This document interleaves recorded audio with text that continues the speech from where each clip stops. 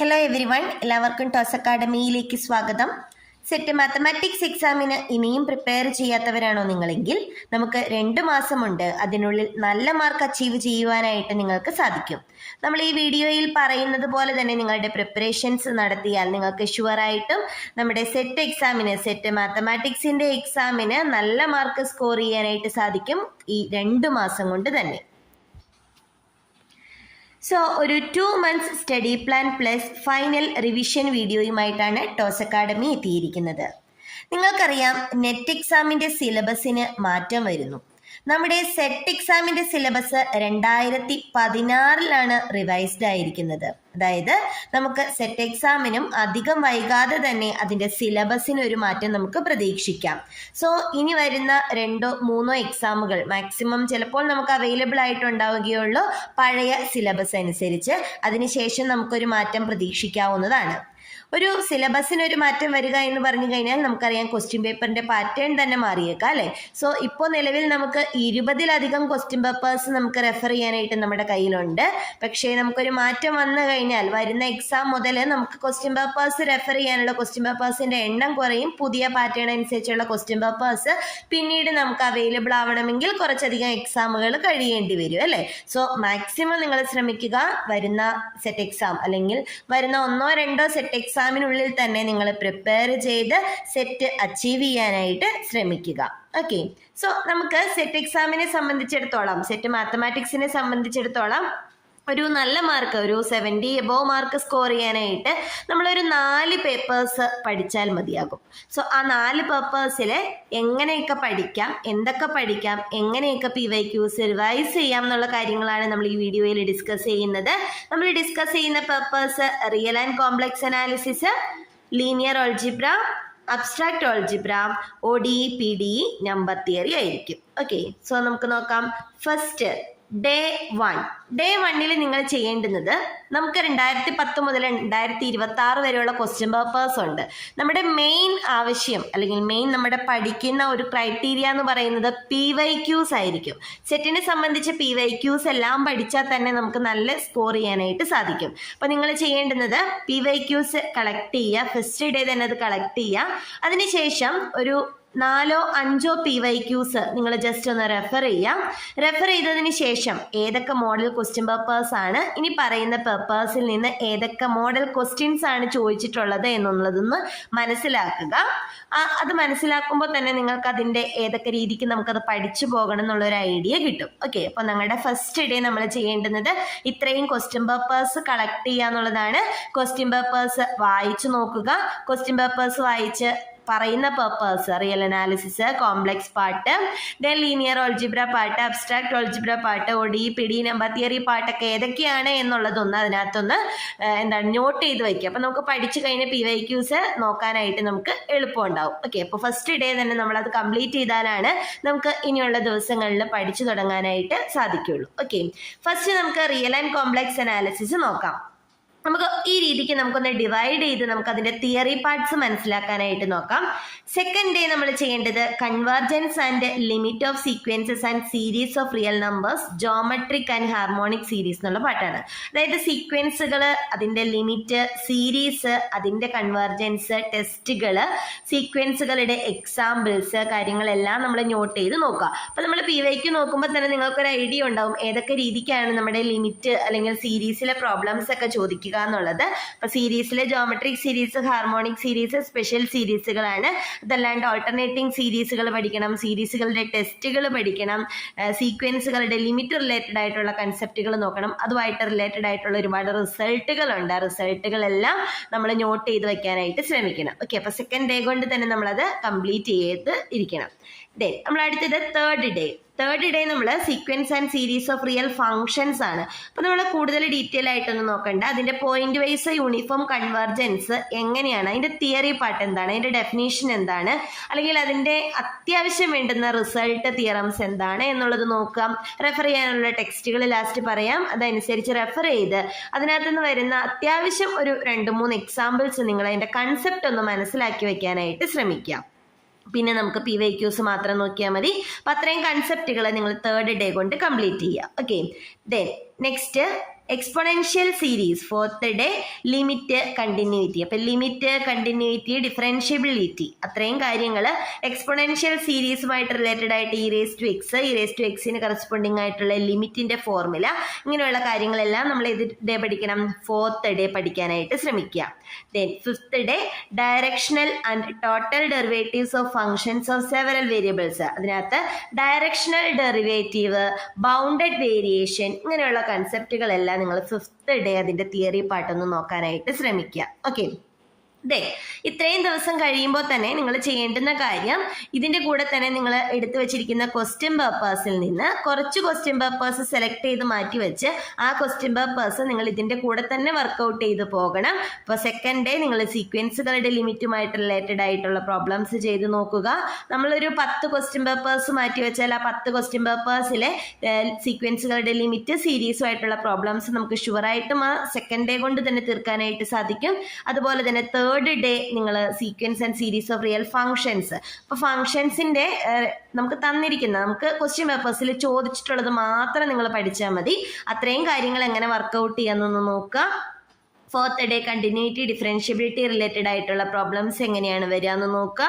Then fifth day directional derivative, bounded variation problems. അപ്പം അതിന് corresponding ആയിട്ട് എന്തൊക്കെ തിയറീസ് ആണ് നമ്മൾ നോക്കാത്തതെന്നും എക്സ്ട്രാ നോക്കേണ്ടതെന്നും ഒക്കെ നമുക്ക് അവിടെ കാര്യം മനസ്സിലാവും. ഓക്കെ, ദെൻ റിയൽ അനാലിസിസിന്റെ സെക്കൻഡ് മൊഡ്യൂൾ എന്ന് പറയുന്നത് ഫുൾ മെഷർ തിയറി റിലേറ്റഡ് ആയിട്ടുള്ള കൺസെപ്റ്റുകളാണ്. ഓക്കെ, അപ്പം നമ്മൾ ചെയ്യേണ്ടത് സിക്സ്ത് ഡേ മെഷർ തിയറിയിലെ റിസൾട്ടുകളിൽ നിന്ന് മാത്രമേ നമ്മളോട് ക്വസ്റ്റ്യൻ ചോദിക്കാറുള്ളൂ കേട്ടോ. റെയ്മാൻ ഇൻ്റഗ്രേഷൻ, ലെബേക്ക് ഇൻ്റഗ്രേഷൻ, നിങ്ങൾ PYQസിലുള്ള പ്രോബ്ലംസ് മാത്രം നോക്കിയാൽ മതി.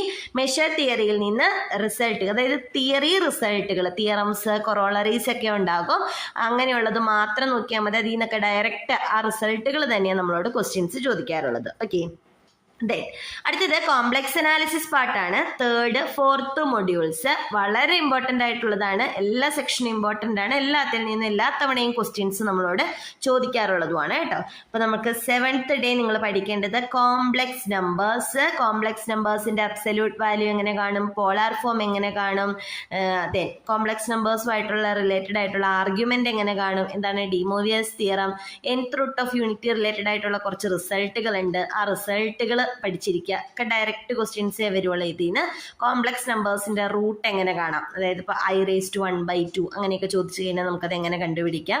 ഐയുടെ പവറുകൾ I⁻I ചോദിച്ചാൽ എങ്ങനെ കണ്ടുപിടിക്കാം.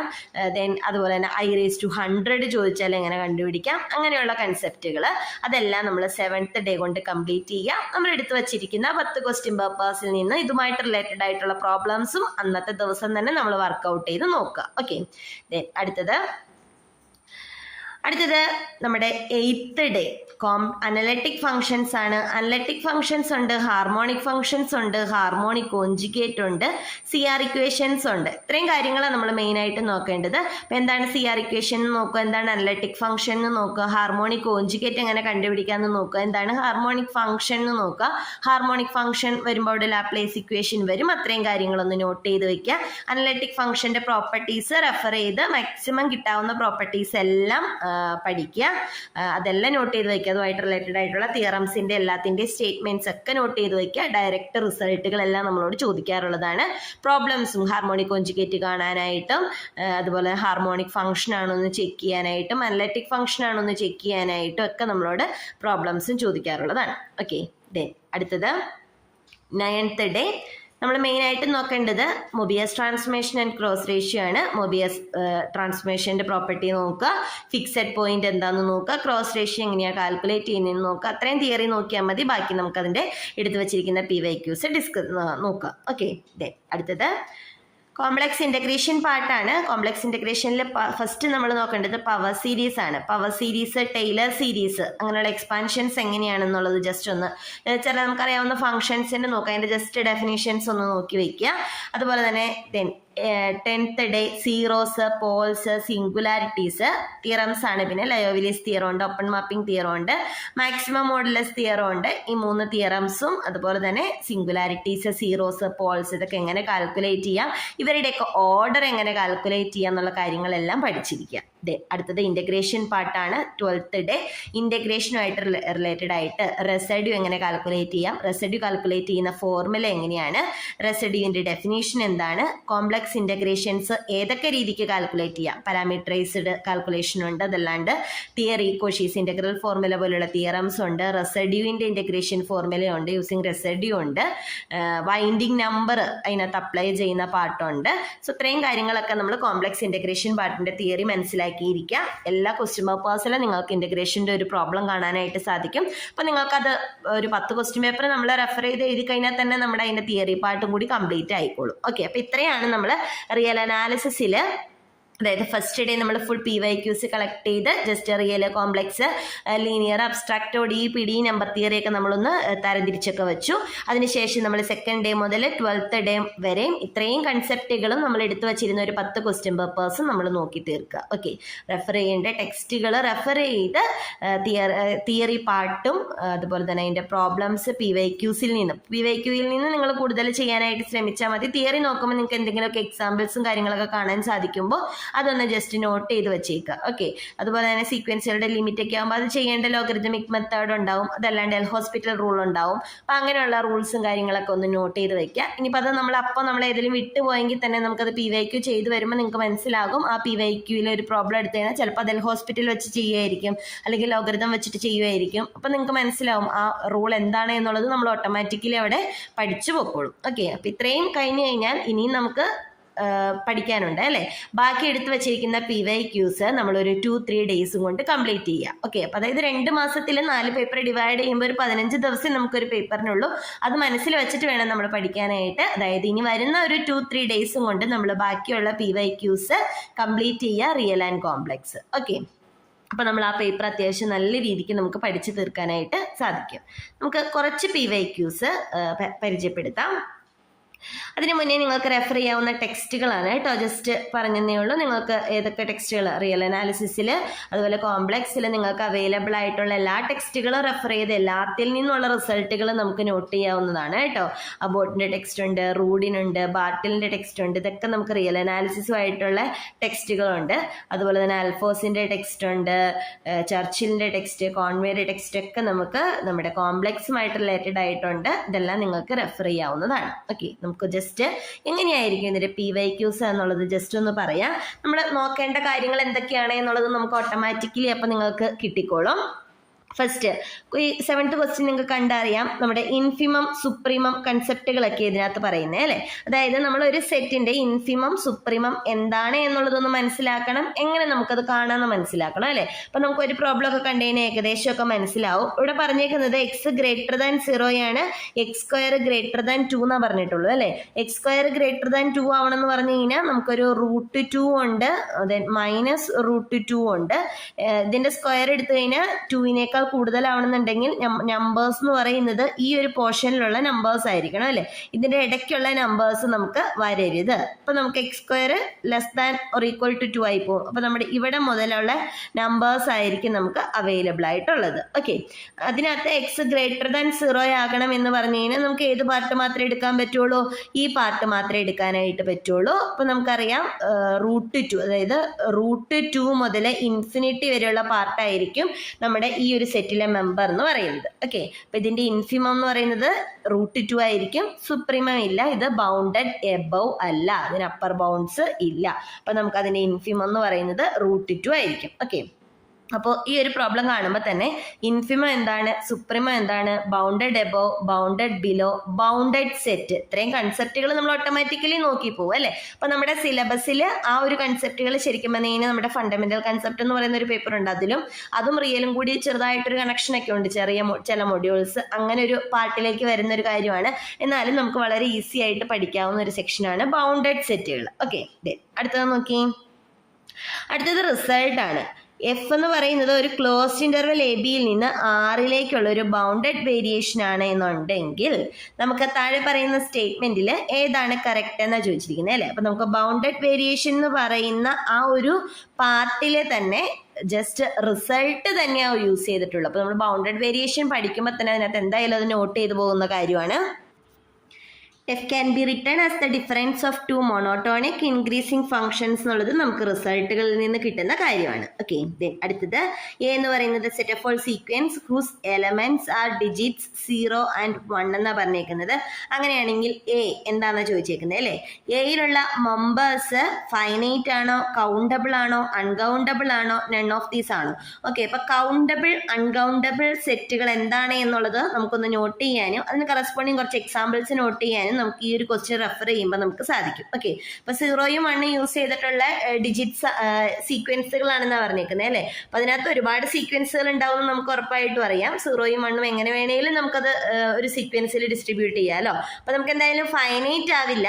അപ്പോൾ കൗണ്ടബിൾ അൺകൗണ്ടബിൾ ഏതെങ്കിലും ആയിരിക്കും എന്നുള്ളത് നമ്മുടെ ഓപ്ഷനാണ്. ഇനി ബി ആണോ സി ആണോ എന്നുള്ളത് നമ്മൾ വെരിഫൈ ചെയ്യാം. ഇതൊരു അൺകൗണ്ടബിൾ സെറ്റ് ആണെന്നുള്ളത് നിങ്ങൾക്ക് തിയറി നോക്കുമ്പോൾ നിങ്ങൾക്ക് മനസ്സിലാക്കാനായിട്ട് സാധിക്കും.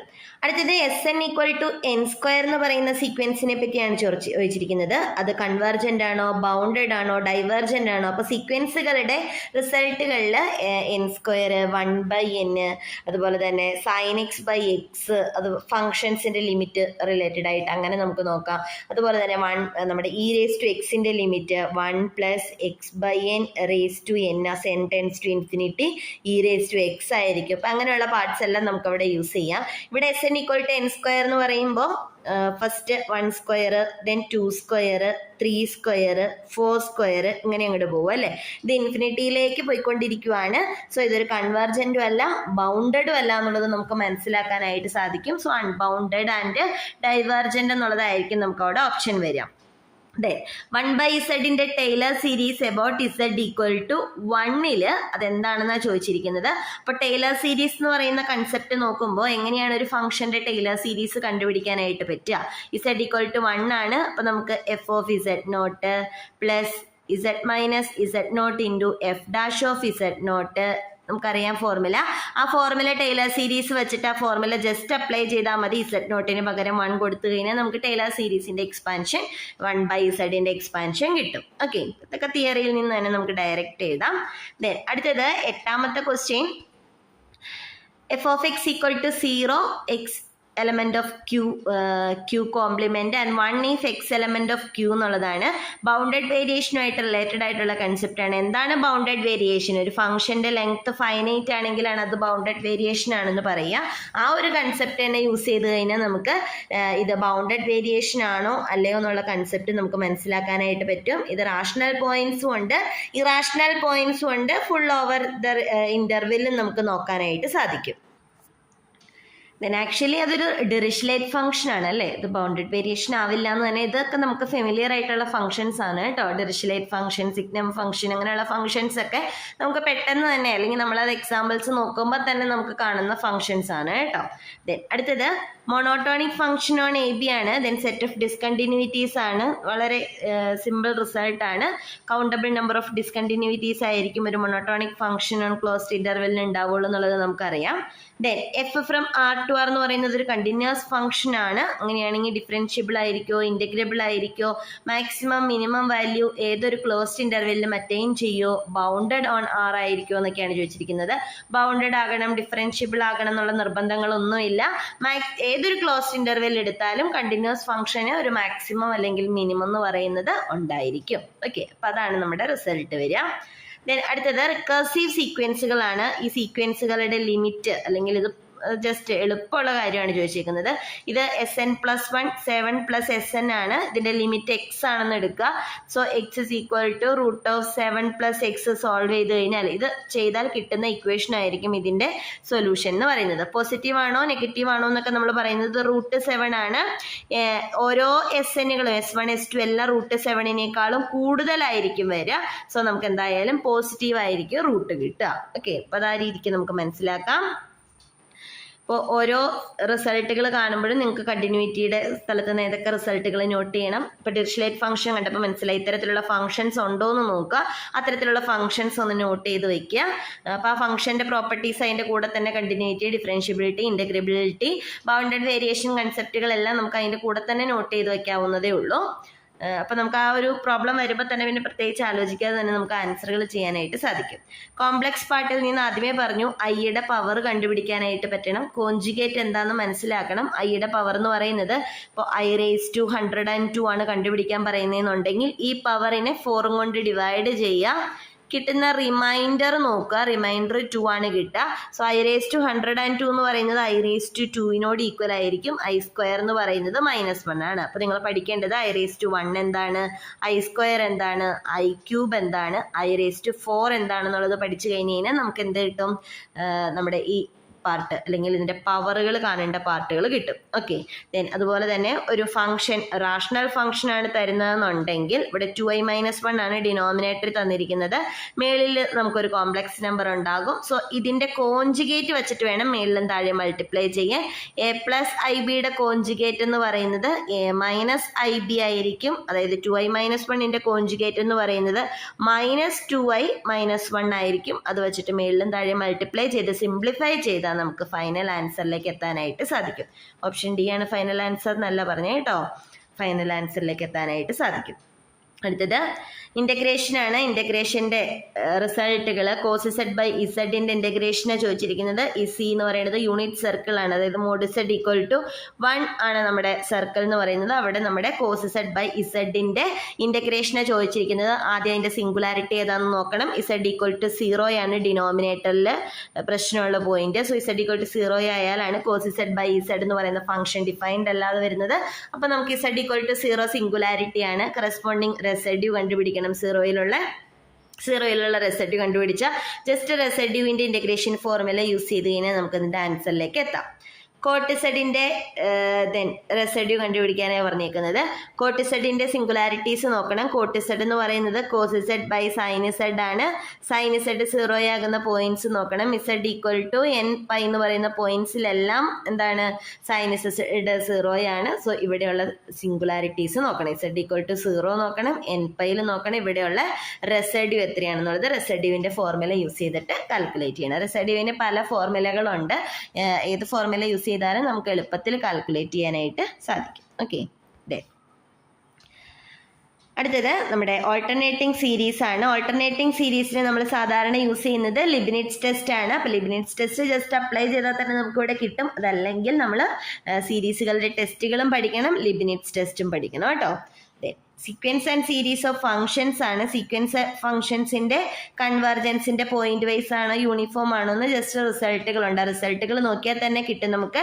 ഇത്തരത്തിലുള്ള ഈ ഫംഗ്ഷൻസ് നമുക്ക് PYQസിലുള്ള ഫംഗ്ഷൻസ് മാത്രം നിങ്ങൾ sequence and series of functions നോക്കിയാൽ മതിയാവും. അത് നോക്കുമ്പോൾ തന്നെ നമുക്കൊരു ഐഡിയ കിട്ടും കേട്ടോ. അടുത്തത് ഇൻ്റഗ്രബിലിറ്റി ആണ്. റീമാൻ ഇൻ്റഗ്രബിൾ ആണോ ലെബേക്ക് ഇൻ്റഗ്രബിൾ ആണോ എന്നുള്ള ക്വസ്റ്റ്യൻ ആണ്. അതും അതുപോലെ തന്നെ നമുക്ക് തന്നിരിക്കുന്ന ക്വസ്റ്റ്യൻസ് മാത്രം നിങ്ങൾ പഠിച്ചു പോയാൽ മതി. PYQസിലുള്ള റിസൾട്ടുകൾ മാത്രം നോക്കി പോവുക കേട്ടോ.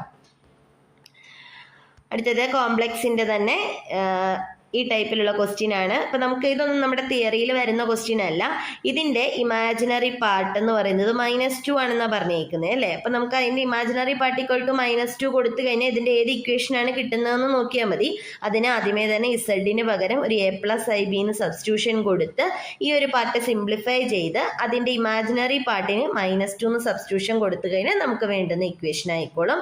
അത് സർക്കിളിൻ്റെ ആണോ, സ്ട്രേറ്റ് ലൈൻ്റെ ആണോ, പരാബോളയുടെ ആണോ, ഹൈപ്പർബോളയുടെ ആണോ എന്നൊന്ന് മനസ്സിലാക്കേണ്ട കാര്യമുള്ളൂ.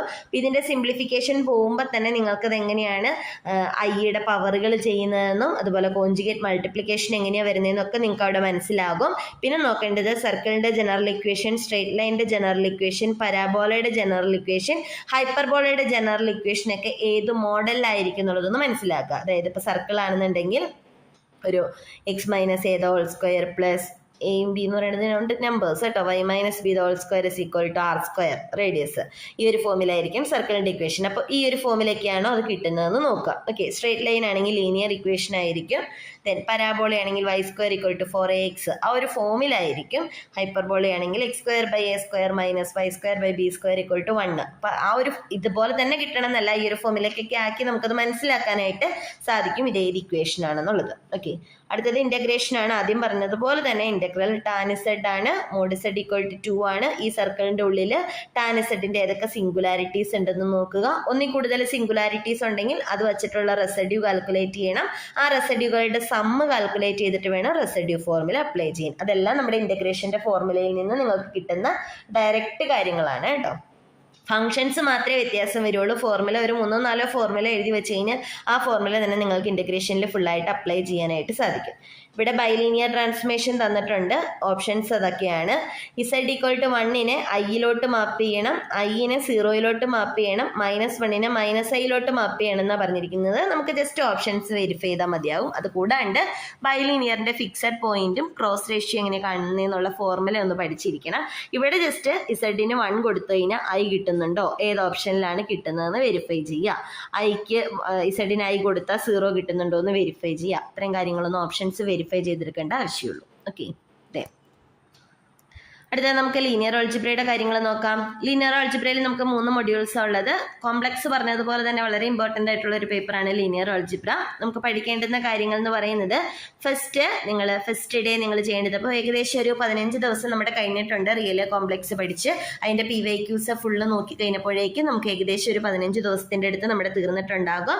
നെക്സ്റ്റ് ലീനിയർ ആൾജിബ്രയുടെ ഫസ്റ്റ് ഡേ നമ്മൾ ആൾജിബ്ര ഓഫ് മെട്രിക്സസ് ആണ്. ഇവിടെ നമ്മൾ നോക്കേണ്ടത് എല്ലാ മെട്രിക്സുകളുടെ ടൈപ്പുകൾ നിങ്ങൾക്ക് ഫെമിലിയർ ആയിരിക്കണം. നിൽപോട്ടൻ മെട്രിക്സ് എന്താണ്, അതുപോലെ തന്നെ ഐഡംപൊട്ടൻ മെട്രിക്സ് എന്താണ്, ഇൻവേർട്ടബിൾ മെട്രിക്സ് എന്താണ്, ഡിറ്റർമിനന്റ് ഓഫ് മെട്രിക്സ് എങ്ങനെ കണ്ടുപിടിക്കാനായിട്ട് സാധിക്കും, ഇൻവേഴ്സ് എങ്ങനെ കണ്ടുപിടിക്കാനായിട്ട് സാധിക്കും, ദെൻ അതുപോലെ തന്നെ സ്ക്വയർ, സമ്മ്, അതുപോലെ തന്നെ ഡിഫറൻസ്, മൾട്ടിപ്ലിക്കേഷൻ, സ്ക്വയർ, ക്യൂബ് കാര്യങ്ങളൊക്കെ എങ്ങനെ കണ്ടുപിടിക്കാനായിട്ട് സാധിക്കും.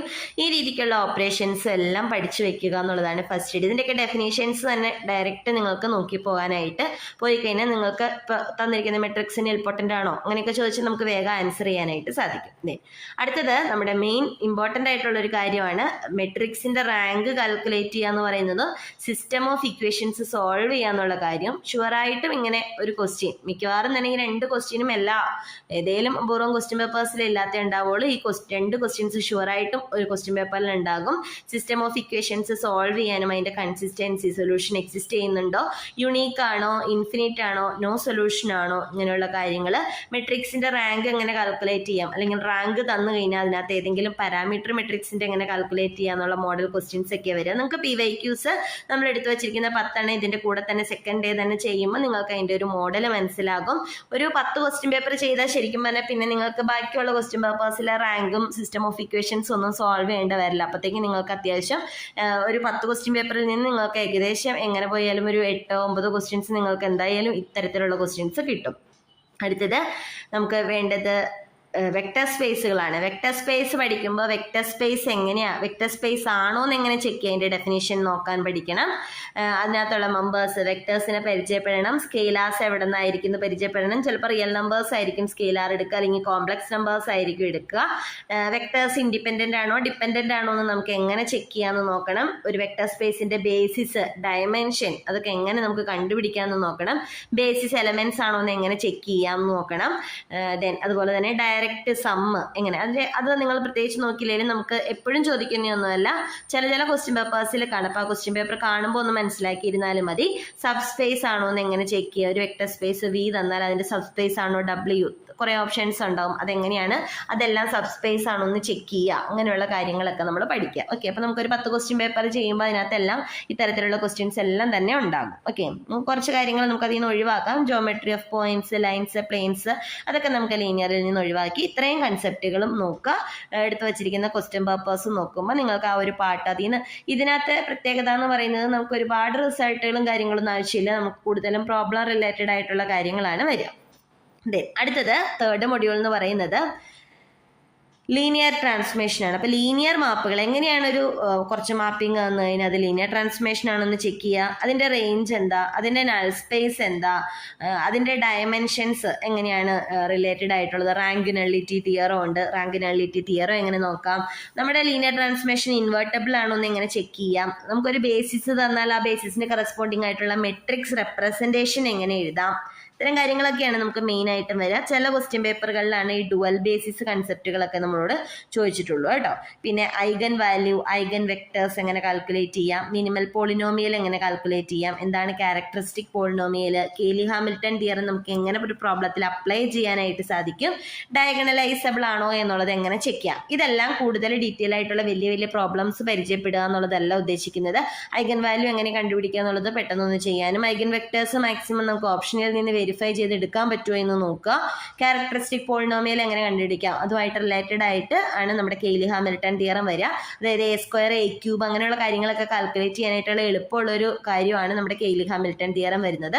അതിന്റെ റിലേറ്റഡ് റിസൾട്ടുകൾ അല്ലെങ്കിൽ പ്രോബ്ലംസ് നമ്മളോട് ഉള്ളതാണ് കേട്ടോ. ലീനിയർ ട്രാൻസ്ഫോർമേഷൻ തന്നു കഴിഞ്ഞാൽ അല്ലെങ്കിൽ അതിന്റെ ഐഗൻ വാല്യൂസ് തന്നു കഴിഞ്ഞാൽ അത് ഡയഗണലൈസബിൾ ആണോ എന്ന് എങ്ങനെ ചെക്ക് ചെയ്യുക എന്നുള്ള കാര്യങ്ങളൊക്കെയാണ് നമ്മൾ അവിടെ ഡയഗണലൈസേഷൻ എന്നുള്ള പാർട്ടിൽ നമ്മൾ നോക്കേണ്ടത്. ഓക്കെ, ഇത്രയും കാര്യങ്ങൾ തിയറിയും അത്യാവശ്യം പ്രോബ്ലംസും നമ്മളൊരു 3-4 ദിവസം കൊണ്ട് നോക്കി തീർക്കുക.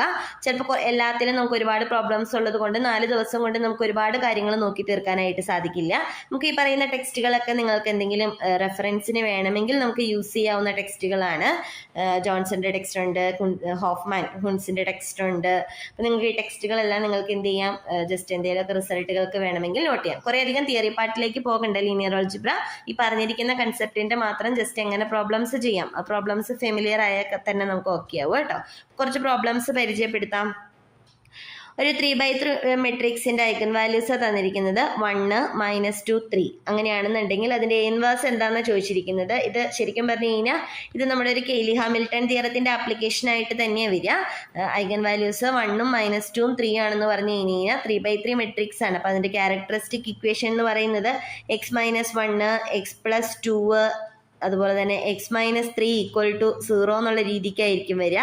സോ എക്സിനൊക്കെ പകരം നമ്മൾ എന്ത് റീപ്ലേസ് ചെയ്യാം, എ മെട്രിക്സ് വെച്ച് റീപ്ലേസ് ചെയ്ത് കഴിഞ്ഞാൽ ഈ ഇക്വേഷൻ ആ മെട്രിക്സ് സാറ്റിസ്ഫൈ ചെയ്യും എന്നുള്ളതാണ് കേലി ഹാമിൽട്ടൺ തിയറം പറയുക. അതിൽ നിന്ന് നമുക്ക് എ ഇൻവേഴ്സ്, എല്ലാ ടേംസിനും ഒരു ഇൻവേഴ്സും കൊണ്ട് മൾട്ടിപ്ലൈ ചെയ്ത് കഴിഞ്ഞ് കഴിഞ്ഞാൽ നമുക്ക് എ ഇൻവേഴ്സ് കണ്ടുപിടിക്കാനായിട്ട് സാധിക്കും. ഒറ്റ പ്രോബ്ലം ചെയ്താൽ മതി, എന്താണ് കേലി ഹാമിൽട്ടൺ തിയറം എന്നും എങ്ങനെ ഐഗൻ വാല്യൂ തന്ന ക്യാരക്ടറിസ്റ്റിക് ഇക്വേഷൻ എഴുതാമെന്നും ഇതിന്റെ ഒരു ഫോം, ഈ സ്ക്വയർ കാര്യങ്ങളൊക്കെ എങ്ങനെ കണ്ടുപിടിക്കാമെന്നുള്ളതൊക്കെ നമുക്ക് ഈ ഒരൊറ്റ പ്രോബ്ലത്തിൽ നിന്ന് തന്നെ നിങ്ങൾക്ക് ക്ലിയർ ആവും. ഓക്കെ, അടുത്തത് ഒരു 2/2 മെട്രിക്സ് ഡയഗണലൈസബിൾ ആണെങ്കിലുള്ള കണ്ടീഷനാണ്. ഡയഗണലൈസബിൾ എന്ന് പറയുന്നത് തന്നെ നിങ്ങൾക്ക് അപ്പം മനസ്സിലാക്കാനായിട്ട് സാധിക്കും. ഈ ഡയഗണലൈസബിളിൽ നിന്നുള്ള റിസൾട്ട് മാത്രമേ നമ്മളിവിടെ അപ്ലൈ ചെയ്യുന്നുള്ളൂ ശരിക്കും പറഞ്ഞാൽ. അതായത് ഡയഗണലൈസബിൾ ആണെന്നുണ്ടെങ്കിൽ റിയൽ ഡിസ്റ്റിങ്ക്റ്റ് ഐഗൻ വാല്യൂസ് വേണമെന്നുള്ള ഒരു കൺസെപ്റ്റ് ഉണ്ട്. അപ്പോൾ നമ്മുടെ ക്യാരക്ടറിസ്റ്റിക് ഇക്വേഷന്റെ ഡിസ്ക്രിമിനന്റ് ഗ്രേറ്റർ ദാൻ 0 എന്നുള്ള കൺസെപ്റ്റ് ജസ്റ്റ് അപ്ലൈ ചെയ്താൽ മതിയാവും. ഡിസ്ക്രിമിനന്റ് ഗ്രേറ്റർ ദാൻ 0 എന്നുള്ള കൺസെപ്റ്റ് അപ്ലൈ ചെയ്യുമ്പോൾ trace of a square is greater than 4 times determinant of a എന്നുള്ളത് നിങ്ങൾക്ക് ക്ലിയർ ആയിട്ട് കിട്ടും. ഓക്കെ, ഇവിടെ നിങ്ങൾ ചെയ്യേണ്ടത് നമ്മുടെ ക്യാരക്ടറിസ്റ്റിക് ഇക്വേഷന്റെ ഒരു ജനറൽ ആയിട്ട് ട്രേസും ഡിറ്റർമിനന്റും വെച്ചിട്ട് നമ്മുടെ ക്യാരക്ടറിസ്റ്റിക് ഇക്വേഷൻ എഴുതുന്ന ആ ഫോം എന്താണെന്ന് മനസ്സിലാക്കി വെച്ച് കഴിഞ്ഞാൽ നിങ്ങൾക്ക് വേഗം തന്നെ ഇതിന്റെ ആൻസർ എഴുതാനായിട്ട് സാധിക്കും. ഓക്കെ, അടുത്തത് സിസ്റ്റം ഓഫ് ഇക്വേഷൻസ് സോൾവ് ചെയ്യാനാണ്. സോൾവ് ചെയ്യാനല്ല ഇവിടെ പറഞ്ഞിരിക്കുന്നത്. ഈ ടൈപ്പിലും ക്വസ്റ്റ്യൻ വരാം, അല്ലെങ്കിൽ സോൾവ് ചെയ്തിട്ടുള്ള കൺസിസ്റ്റൻസിയും ചെക്ക് ചെയ്യാനായിട്ട് ചോദിക്കാം. ഇവിടെ വരെ അതിന്റെ കൺസിസ്റ്റൻസി പറഞ്ഞിട്ടുണ്ട്. സിസ്റ്റം ഇൻകൺസിസ്റ്റന്റ് ആണ്, അതായത് സൊല്യൂഷൻ എക്സിസ്റ്റ് ചെയ്യുന്നില്ല എന്ന് പറഞ്ഞിട്ടുണ്ട്. അപ്പൊ സൊല്യൂഷൻ എക്സിസ്റ്റ് ചെയ്യാത്തതിന്റെ കണ്ടീഷൻ മാത്രം ഒന്ന് നോക്കിയാൽ മതിയാവും. അപ്പൊ ജസ്റ്റ് ഒന്ന് പറയാം, നമ്മുടെ മെട്രിക്സ് എന്ന് പറയുന്നത് കോഎഫിഷ്യന്റ് മെട്രിക്സ് എ ഉണ്ടാവും, ഓഗ്മെന്റഡ് മെട്രിക്സ് ബി ഉണ്ടാകും, ദെൻ റൈറ്റ് മെട്രിക്സ് ബി ഉണ്ടാവും. സോ എ ബി എന്ന് പറയുന്നതായിരിക്കും നമ്മുടെ ഓഗ്മെന്റഡ് മെട്രിക്സ് വരിക. നമ്മൾ ചെയ്യുന്നത് റാങ്ക് ഓഫ് എയും റാങ്ക് ഓഫ് എ ബിയും കാൽക്കുലേറ്റ് ചെയ്യുക എന്നുള്ളതാണ്. റാങ്ക് ഓഫ് എയും റാങ്ക് ഓഫ് എ ബിയും ഈക്വൽ അല്ലാത്ത കേസാണ് സിസ്റ്റം ഇൻകൺസിസ്റ്റന്റ് ആവുക. അപ്പൊ നമ്മൾ ഇവിടെ നോ സൊല്യൂഷൻ അപ്ലൈ ചെയ്യേണ്ടത് ഈ കണ്ടീഷനാണ്. അതായത് ഇതിന്റെ റാങ്ക് ഓഫ് എയും റാങ്ക് ഓഫ് എ ബിയും ഈക്വൽ അല്ല എന്നുള്ളത് അപ്ലൈ ചെയ്യുക. അപ്ലൈ ചെയ്ത് കഴിയുമ്പോൾ നിങ്ങൾക്ക് ഈ ഒരു വാല്യൂവിനെ പറ്റി നമുക്കൊരു തീരുമാനമാവും. അതിന്റെ റാങ്ക് കാൽക്കുലേറ്റ് ചെയ്യുമ്പോൾ തന്നെ നമുക്കതിന് തീരുമാനം ആയിക്കോളും. ദെൻ ഇനി അത് ഈക്വൽ ആകുന്ന കേസിലാണ് കൺസിസ്റ്റൻസി വരിക. കൺസിസ്റ്റൻസിനെ തന്നെ നമുക്ക് രണ്ടായിട്ട് തിരിക്കാം. യുണീക്ക് സൊല്യൂഷനും തിരിക്കാം, അതുപോലെ തന്നെ ഇൻഫിനിറ്റ് സൊല്യൂഷനും തിരിക്കാം. യുണീക്ക് സൊല്യൂഷന്റെ കേസിൽ ഈ ഈക്വൽ ആയിരിക്കുന്ന വാല്യൂ എന്ന് പറയുന്നത് equal to number of variables, അതായത് 3യോട് ഈക്വൽ ആണ് എന്നുണ്ടെങ്കിൽ ഈ കേസിൽ കേട്ടോ അത് യുണീക്ക് സൊല്യൂഷൻ ആയിരിക്കും. ഈക്വൽ ആയിരിക്കുന്ന വാല്യൂ എന്ന് പറയുന്നത് ലെസ് ദാൻ 3 ആണ്, less than number of variables ആണെങ്കിൽ ഇൻഫിനിറ്റ് സൊല്യൂഷൻസ് ആയിരിക്കും എന്നുള്ളതാണ് നമ്മുടെ യുണീക്കും ഇൻഫിനിറ്റും നമ്മൾ ഡിഫറൻഷിയേറ്റ് ചെയ്യുന്നത് കേട്ടോ. അപ്പം അത് മനസ്സിലാക്കാം. അടുത്തത് വെക്ടേഴ്സിന് റിലേറ്റഡ് ആയിട്ടുള്ള കാര്യമാണ്. Condition A B C. What is the condition on A B C എന്നാണ് ചോദിച്ചിരിക്കുന്നത്. ഒരു വെക്ടറാണ് എ ബി സി. ഡബ്ല്യു എന്ന് പറയുന്നത് span of U1 U2 U3 ആണ്. U1 തന്നിട്ടുണ്ട്, U2 തന്നിട്ടുണ്ട്, U3 തന്നിട്ടുണ്ട്. ഡബ്ല്യൂയിലുള്ള ഒരു വെക്ടറാണ് എ ബി സി എന്ന് പറയുന്നത്. Okay, span of U1 U2 U3 എന്ന് പറഞ്ഞാൽ ഉദ്ദേശിക്കുന്നത് ഒരു C1 ഇൻറ്റു U1, C1 ഒരു factor parameter, C2 into U2 plus C3 into U3 എന്ന് പറയുന്നത് എന്തായിരിക്കണം? എ ബി സി ആയിരിക്കണം. So just equal to A B C apply ചെയ്യുക. U1 U2 U3 ഒക്കെ സബ്സ്റ്റിറ്റ്യൂട്ട് ചെയ്തൊന്ന് സം ചെയ്ത് കഴിയുമ്പോൾ നിങ്ങൾക്ക് ഇതിനകത്ത് ഉള്ള റിസൾട്ടിലേക്ക് എത്താനായിട്ട് സാധിക്കും. ഓക്കെ, ജസ്റ്റ് ഒന്ന് സിംപ്ലിഫൈ ചെയ്താലായിട്ട് മതിയായിരിക്കും കേട്ടോ. അടുത്തത് മെട്രിക്സ് സിംഗുലർ ആണെന്നാണ് പറഞ്ഞേക്കുന്നത്. സിംഗുലർ മെട്രിക്സ് എന്ന് പറഞ്ഞാൽ ഡിറ്റർമിനന്റ് ഈക്വൽ ടു 0 ആണ്. അപ്പോൾ ജസ്റ്റ് അപ്ലൈ ചെയ്താൽ മതി. ഡിറ്റർമിനന്റ് ഈക്വൽ ടു 0 അപ്ലൈ ചെയ്ത് കഴിഞ്ഞാൽ നമുക്ക് ഇതിനകത്തുള്ളൊരു കണ്ടീഷൻ ആകും. അപ്പോൾ എന്താണ് സിംഗുലർ മെട്രിക്സ് എന്നുള്ളത് നമുക്ക് ഇവിടെ നിന്ന് കിട്ടി. ഡിറ്റർമിനന്റ് എങ്ങനെ കാൽക്കുലേറ്റ് ചെയ്യണം എന്നുള്ള മെത്തേഡും കിട്ടി. ഓക്കെ, അടുത്തത് സിമെട്രിക് മെട്രിക്സുകളെ പറ്റിയുള്ളതാണ്. സോ മെട്രിക്സുകൾ സിമെട്രിക് ആണോ സ്ക്യൂ സിമെട്രിക് ആണോ, സിമെട്രിക് മെട്രിക്സുകളുടെ പ്രോപ്പർട്ടീസ്, സ്ക്യൂ സിമെട്രിക് മെട്രിക്സുകളുടെ പ്രോപ്പർട്ടീസ്, ഇത്രയും കാര്യങ്ങൾ നോക്കിയാൽ തന്നെ നമുക്ക് വേഗം ഡയറക്റ്റ് ക്വസ്റ്റ്യനാണ് ആൻസർ ചെയ്യാനായിട്ട് സാധിക്കും. ഡിറ്റർമിനന്റ് കാൽക്കുലേറ്റ് ചെയ്യാനായിട്ട് ഡയറക്റ്റ് ഫോർമുല യൂസ് ചെയ്യാം. അല്ലാന്നുണ്ടെങ്കിൽ നമുക്ക് റോ റിഡക്ഷൻ ഒക്കെ അപ്ലൈ ചെയ്യാം. അപ്പോൾ അതത്ര ഫെമിലിയർ അല്ലാത്ത കേസിൽ നമ്മൾ ഡയറക്റ്റ് ഫോർമുല തന്നെ അപ്ലൈ ചെയ്താൽ മതി. നമുക്ക് ഏതാണ് അതിൻ്റെ വാല്യൂ എന്നുള്ളത് നമുക്ക് ഡയറക്റ്റ് ഈക്വേറ്റ് ചെയ്യാനായിട്ട് സാധിക്കും. ഓക്കെ, അടുത്തത് ഡയമെൻഷൻ ഓഫ് V/W ആണ്. അപ്പോൾ V/Wൻ്റെ ഡയമെൻഷനെ പറ്റിയുള്ള റിസൾട്ട് തന്നെ അപ്ലൈ ചെയ്താൽ മതി. അപ്പോൾ നമുക്ക് അതിൻ്റെ റിസൾട്ട് എന്താണെന്നുള്ളത് ഡയറക്റ്റ് അപ്ലൈ ചെയ്യാനായിട്ട് സാധിക്കും. ലീനിയർ ട്രാൻസ്ഫോർമേഷൻ ആണെന്ന് ചെക്ക് ചെയ്യാനാണ്. ലീനിയർ ട്രാൻസ്ഫോർമേഷൻ ആണെന്ന് ചെക്ക് ചെയ്യാനുള്ള ഏറ്റവും എളുപ്പ വഴി എന്ന് പറയുന്നത് first condition T of 0 equal to 0 തന്നെ കിട്ടുമെന്ന് നോക്കുക എന്നുള്ളതാണ്. അതിവിടെ സാറ്റിസ്ഫൈഡ് ആണ്. രണ്ടാമത്തെ കണ്ടീഷനിൽ ശരിക്കും നമ്മൾ ചെയ്യേണ്ടത് T of C alpha plus beta എന്ന് പറയുന്നത് C into T alpha plus T beta എന്നുള്ളതാണ് നമ്മുടെ ലീനിയർ ട്രാൻസ്ഫോർമേഷൻ്റെ കണ്ടീഷൻ എന്ന് പറയുന്നത്. അപ്പം നമുക്ക് അത് അപ്ലൈ ചെയ്യുന്നതിനേക്കാളും എളുപ്പം എന്ന് പറയുന്നത് ഓരോ വേരിയബിൾസിൻ്റെയും പവറുകൾ നോക്കുക എന്നുള്ളതാണ്. വേരിയബിൾസിൻ്റെ പവർ നോക്കുമ്പോൾ ഇവിടെ മനസ്സിലാക്കാം, ഇവിടെ എക്സിൻ്റെ പവർ 1 ആണ്, വൈയുടേതും 1 ആണ്, ഇവിടെയും എക്സ് വൈ 1 ആണ്. അതുപോലെ തന്നെ എക്സ് ഇൻറ്റു വൈ ഫോമിലോ പവറുകൾ എക്സിൻ്റെയോ വൈയുടെയോ പവറുകൾ ഒന്നിൽ കൂടുതൽ വരുന്ന കേസോ ഇല്ലാത്തപ്പോൾ, അതുപോലെ തന്നെ ഒരു നമ്പറായിട്ട് അതായത് x-2 x+2 ആ ഒരു ഫോമിലോ വേരിയബിൾസ് കിടക്കാത്തിടത്തോളം നമുക്കത് ലീനിയർ ട്രാൻസ്ഫോർമേഷൻ ആണ് എന്നുള്ളത് ഉറപ്പിക്കാം. ഇത്രയും കണ്ടീഷൻസ് ഒക്കെ ഒന്ന് ചെക്ക് ചെയ്താൽ മതിയാകും. അല്ലാണ്ട് ലീനിയർ ട്രാൻസ്ഫോർമേഷൻ്റെ കറക്റ്റ് ഡെഫിനേഷൻ തന്നെ നോക്കിപ്പോയി കഴിഞ്ഞാൽ നമുക്ക് ടൈം കൺസ്യൂമിങ് ആയിരിക്കും കേട്ടോ. അടുത്തത് എന്താണ് വെക്ടർ സ്പേസ് ആണോ എന്ന് ചെക്ക് ചെയ്യാനുള്ളതാണ്. സെയിം പോലെ തന്നെ വെക്ടർ സ്പേസ് ആണോ എന്ന് ചെക്ക് ചെയ്യുക. നമ്മൾ ശ്രദ്ധിക്കേണ്ട കാര്യം എന്ന് പറയുന്നത് ഈ വെക്ടർ സ്പേസ് ഓവർ ആറും വെക്ടർ സ്പേസ് ഓവർ സിയും എന്ന് പറയുന്നത് രണ്ട് ടൈപ്പിലാണ് നമ്മൾ ചെയ്യുക. മെത്തേഡ് അല്ല വ്യത്യാസം. അപ്പം നിങ്ങളത് ശ്രദ്ധിക്കണം. 6 അല്ലെങ്കിൽ സി വെച്ചിട്ട് നമ്മളോട് ചോദിക്കാറുള്ളത്. അപ്പം മിക്കവാറും നമുക്ക് തെറ്റ് പറ്റുന്നത് നമ്മൾ വേഗം വെക്ടർ സ്പേസ് ആണെന്ന് നോക്കും, പക്ഷെ ഓവർ 6 ആയിരിക്കും നോക്കുക. അപ്പോൾ ഓവർ സിയും കൂടി നമ്മൾ നോക്കാനായിട്ട് പഠിക്കണം കേട്ടോ. അടുത്തതും പറഞ്ഞിരിക്കുന്ന ടൈപ്പ് ഒക്കെ തന്നെ ക്വസ്റ്റ്യൻ ആണ്. നള്ളിറ്റി ഓഫ് മെട്രിക്സ് ഡെഫിനേഷനിൽ തന്നെ ഉള്ളതാണ്. റാങ്ക് ഇത് നമ്മളിപ്പോൾ ഓൾറെഡി പറഞ്ഞതാണ്. ദെൻ എലമെൻ്ററി ഓപ്പറേഷൻസ് ചെയ്ത് കഴിഞ്ഞാൽ ഇതിനകത്ത് ഏത് മെട്രിക്സിലേക്ക് എത്താനായിട്ട് സാധിക്കും എന്നുള്ളതാണ് ചോദിച്ചിരിക്കുന്നത്. അപ്പോൾ ജസ്റ്റ് എലമെൻ്ററി ഓപ്പറേഷൻസ് ചെയ്ത് നോക്കിയാൽ നിങ്ങൾക്ക് മനസ്സിലാക്കാം ഇതിനകത്ത് ഏത് റിസൾട്ടിലേക്കാണ് എത്തുക എന്നുള്ളത്, ഏത് മെട്രിക്സിലോട്ടാണെന്നുള്ളത്.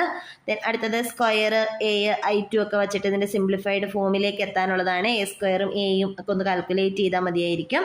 ഇത് ഡിപ്പെൻഡൻസി നോക്കുന്നതാണ്. ജസ്റ്റ് വെക്ടേഴ്സിന്റെ ഡിപ്പെൻഡന്റ് നോക്കി അത് മനസ്സിലാകും.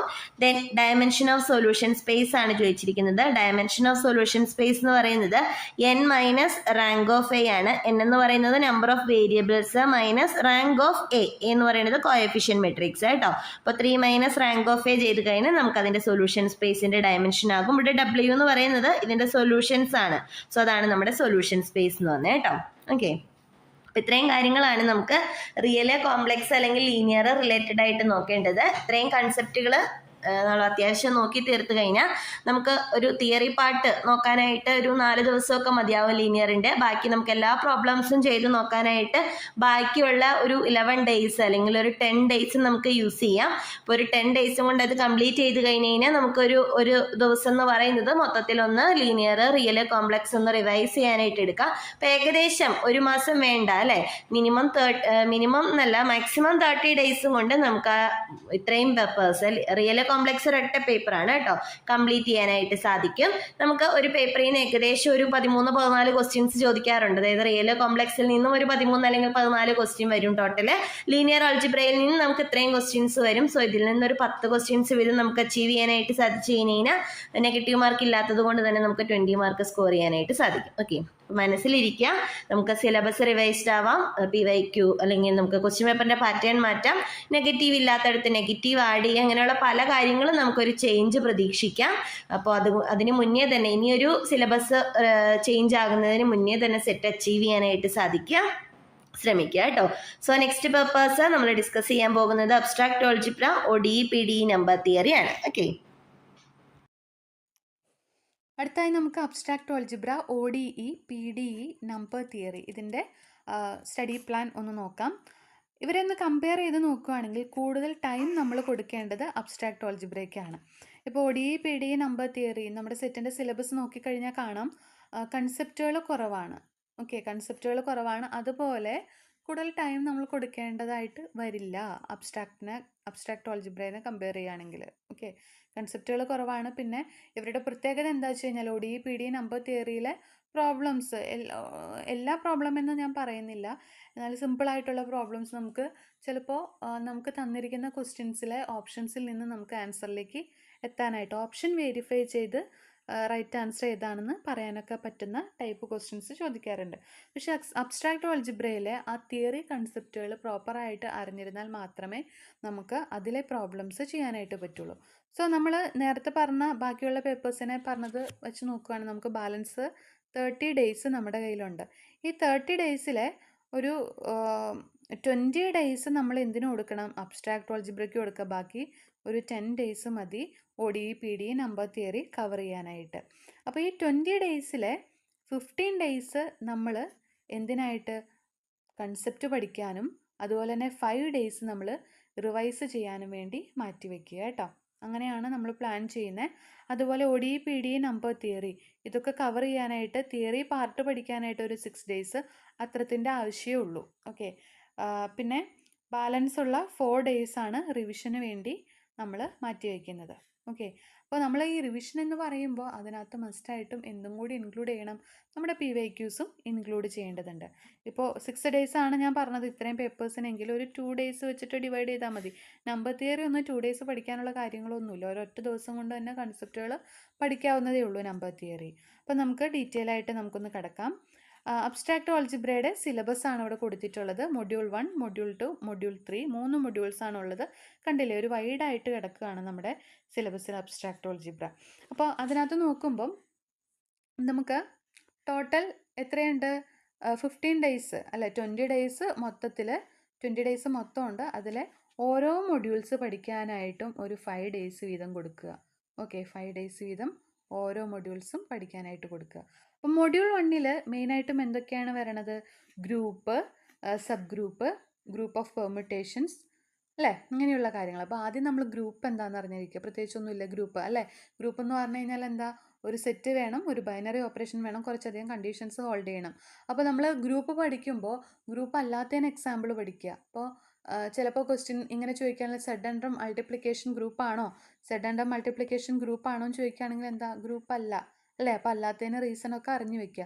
അപ്പോൾ ഗ്രൂപ്പ് ആവുന്നതിനും ഗ്രൂപ്പ് ആവാത്തതിനും എക്സാമ്പിൾസ് പഠിച്ചു വെക്കുക. പിന്നെ സബ് ഗ്രൂപ്പിൻ്റെ ഡെഫിനേഷൻസ് പഠിച്ചു വെക്കുക. സബ് ഗ്രൂപ്പ് ആണോ, ഇപ്പം സെഡ് അണ്ടർ അഡീഷൻ്റെ സബ് ഗ്രൂപ്പ് ആണോ Z6 അണ്ടർ അഡീഷൻ മോഡുലോ 6 എന്ന് ചോദിച്ചു കഴിഞ്ഞാൽ എന്താ, ഗ്രൂപ്പ് അല്ല. കാരണം എന്താണ്, ഇവരുടെ രണ്ടെണ്ണത്തിൻ്റെ ഓപ്പറേഷൻ എന്താണ്, സെയിം അല്ല അല്ലേ. അപ്പോൾ സബ് ഗ്രൂപ്പ് ആവുന്നതിനും സബ് ഗ്രൂപ്പ് ആവാത്തതിനും എക്സാമ്പിൾസ് പഠിച്ചു വയ്ക്കുക. നമ്മുടെ പെർമുട്ടേഷൻ ഗ്രൂപ്പ് അത് വളരെ ഇമ്പോർട്ടൻ്റ് ആണ്. എന്ത്, SN അല്ലേ, SN SN ആണ് പെർമ്യൂട്ടേഷൻ ഗ്രൂപ്പ്. അപ്പോൾ അത് ഡീറ്റെയിൽ ആയിട്ട് പഠിച്ചു വെക്കുക. പിന്നെ അതുപോലെ തന്നെ കുറച്ച് നെയിംഡ് ഗ്രൂപ്പുകളുണ്ട്, അത് പറയാൻ വിട്ടുപോയി. നെയിംഡ് ഗ്രൂപ്പ് ഉണ്ട്, ആ നെയിംഡ് ഗ്രൂപ്പുകളെ കുറിച്ച് പഠിക്കുക. ഏതൊക്കെയാണ് നെയിംഡ് ഗ്രൂപ്പ്? നെയിംഡ് ഗ്രൂപ്പ് എന്ന് പറയുമ്പോൾ നമ്മുടെ ഏതാണ് നമ്മുടെ ZN അല്ലേ, ZN under addition modulo N, പിന്നെ SN അണ്ടർ പെർമ്യൂട്ടേഷൻ മൾട്ടിപ്ലിക്കേഷൻ, പിന്നെ GLNR അല്ലേ, GLNR general linear group, SLNR ഇതിൻ്റെയൊക്കെ പ്രോപ്പർട്ടീസ് പഠിക്കുക. പിന്നെ ക്ലെയിൻ ഫോർ ഗ്രൂപ്പ് അല്ലേ, K4 എന്നൊക്കെ നമ്മൾ നോട്ടേറ്റ് ചെയ്യുക. അപ്പോൾ നെയിംഡ് ആയിട്ടുള്ള ഗ്രൂപ്പുകളും അതിൻ്റെ പ്രോപ്പർട്ടീസും എല്ലാം അറിഞ്ഞിരിക്കുക. ഓക്കെ, അപ്പോൾ നമ്മൾ ഇവിടെ വരെയാണ് പറഞ്ഞത് group and sub group of permutation. ഇനി അടുത്തതാണ് Abelian group, non Abelian group. നമ്മുടെ ക്ലെയിൻ ഫോർ ഗ്രൂപ്പിനകത്ത് 4 എലമെൻറ്റ്സ് ആണ്, Z4 എന്ന് പറയുന്ന ഗ്രൂപ്പിനകത്ത് 4 എലമെൻറ്റ്സ് ആണ്. രണ്ടും തമ്മിലുള്ള ഡിഫറൻസ് മനസ്സിലാക്കുക അല്ലേ. ഒരെണ്ണം Z4 സൈക്ലിക്കാണ്, ഇതിലെ എലമെൻറ്റ്സ് 4 ഓർഡർ ആണ്, അതിൽ ഓർഡർ വരുന്നത്. ക്ലെയിൻ ഫോർ ഗ്രൂപ്പ് നമ്മൾ നോക്കുകയാണെങ്കിലും അതിൽ 4 എലമെൻ്റ് ആണ്. ഇവർ തമ്മിലുള്ള ഡിഫറൻസ് എന്താണ്? ഇത് അബീലിയൻ ആണ്, ഇതും അബീലിയൻ ആണ്. ഇത് സൈക്ലിക് ആണ്, ഇത് സൈക്ലിക് അല്ല അല്ലേ. അപ്പോൾ അങ്ങനെയുള്ള കൗണ്ടർ എക്സാമ്പിൾസ് എല്ലാം പഠിച്ചു വെക്കണം കേട്ടോ. ഓക്കെ, അപ്പോൾ സൈക്ലിക് ഗ്രൂപ്പ് പഠിക്കാനുണ്ട് നമുക്ക്. പിന്നെന്താണ് ഫൈനൈറ്റ് ആൻഡ് ഇൻഫിനൈറ്റ് ഗ്രൂപ്പ്, പിന്നെ normal sub groups, quotient group, ഹോമോമോർഫിസത്തിനകത്ത് എപ്പോഴും ചോദിക്കുന്ന ഒരു ക്വസ്റ്റ്യൻ ആണ്, ZNൽ നിന്ന് ZMനകത്തേക്ക് എത്ര ഹോമോമോർഫിസം ഉണ്ട്. നമുക്കറിയാം നമ്പർ ഓഫ് ഹോമോമോർഫിസം കണ്ടുപിടിക്കാനായിട്ട് നമുക്ക് എന്ത് ചെയ്താൽ മതി? GCD of N and M കണ്ടുപിടിച്ചാൽ മതി അല്ലേ. അപ്പോൾ അതാണ് ടോട്ടൽ നമ്പർ ഓഫ് ഹോമോമോർഫിസംസ്.